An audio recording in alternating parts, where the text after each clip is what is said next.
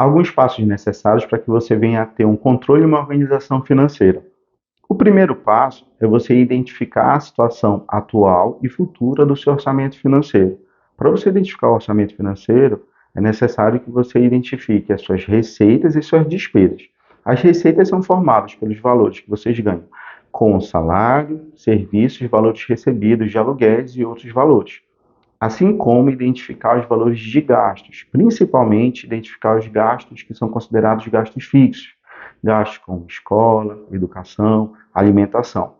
A partir daí você consegue saber o seu saldo financeiro, assim como é necessário que você identifique as suas dívidas, pois nesse orçamento financeiro você precisa saber o saldo disponível que você tem, tanto para passar o mês como para quitar suas dívidas. O segundo passo é você identificar as oportunidades de rendas extras. No planejamento financeiro, é muito importante que você possa obter rendas extras que vai ajudar o quê? No final do mês você ter um saldo melhor. Então, se você tem oportunidade, você tem um conhecimento em divulgar um serviço, vender algum produto, é necessário que venha obter a renda extra. O terceiro passo é o controle de gastos. É muito necessário que você tenha a identificação e o controle dos seus gastos durante o mês, principalmente para identificar no final o que aquilo está sendo supérfluo ou desnecessário. E o quarto passo, a partir do momento que você passa a ter um saldo, é necessário que você crie uma reserva de emergência e também desenvolva um investimento. Geralmente, você, dentro do valor que você recebe, você pode obter de 10 a 20%, separar esse valor para que você venha a ter um valor disponível em casos eventuais em que você não tenha condições de não venha a obter valores de terceiros, no qual empréstimos, obtenção de uso de cartão de crédito que pode originar um gasto maior, um débito maior com juros e multas. Essas dicas são importantes e necessárias para que você venha a ter um controle e uma organização financeira e obter um equilíbrio. Bom, tudo começou quando na verdade, meu noivo me pediu em casamento, né?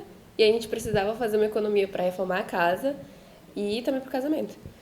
Só que aí foi quando eu comecei a botar os pingos nos is de quanto que realmente eu gastava, de quanto que realmente eu tinha de custos essenciais e tudo mais. E eu montei uma planilha grandona na época, vendo realmente o que era necessário, o que era desnecessário, custos que eu tinha que não faziam sentido. E eu comecei a perceber que eu gastava muito com delivery, algumas compras eram totalmente desnecessárias. Se eu fosse no shopping, eu sempre voltava com alguma coisinha.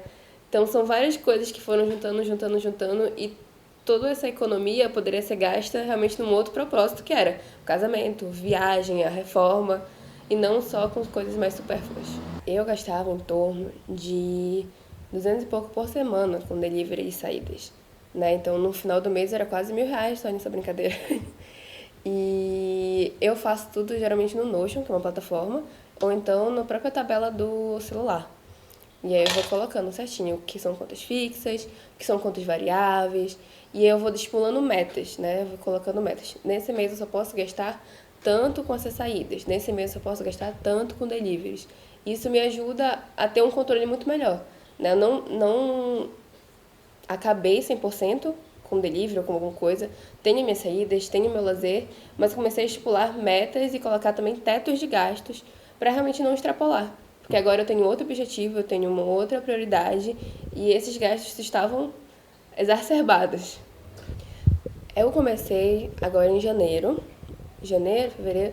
A gente pretende terminar tudo até setembro, mas eu pretendo também continuar com essas economias, porque eu comecei a fazer aportes maiores nos investimentos, e aí começou a ter mais projeção de futuro, de outras coisas, e a pensar em outros investimentos, né? Então, um carro, uma casa, outra coisa, e até mesmo ter um investimento de segurança financeira.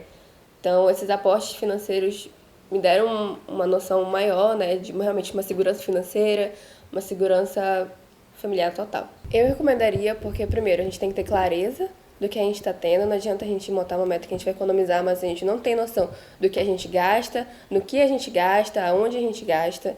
Então, depois de montar essa planilha, aí sim eu montaria a estratégia de o que é que eu posso economizar, o que é que eu não posso economizar. Existem coisas na nossa vida que a gente não pode economizar, que são as contas fixas. E existem coisas supérfluas que a gente pode economizar, que, por exemplo, são compras, delivery, essas coisas. E justamente pra gente também ter prioridade na nossa vida, né? Por exemplo, a gente gosta muito de viajar. Então, se eu gosto muito de viajar, às vezes eu vou abrir mão de um delivery para poder guardar esse dinheiro e viajar depois. Então as pessoas precisam ter uma noção de o que é que elas fazem, aonde elas estão gastando e o que é que elas querem. E assim elas vão montar uma estratégia.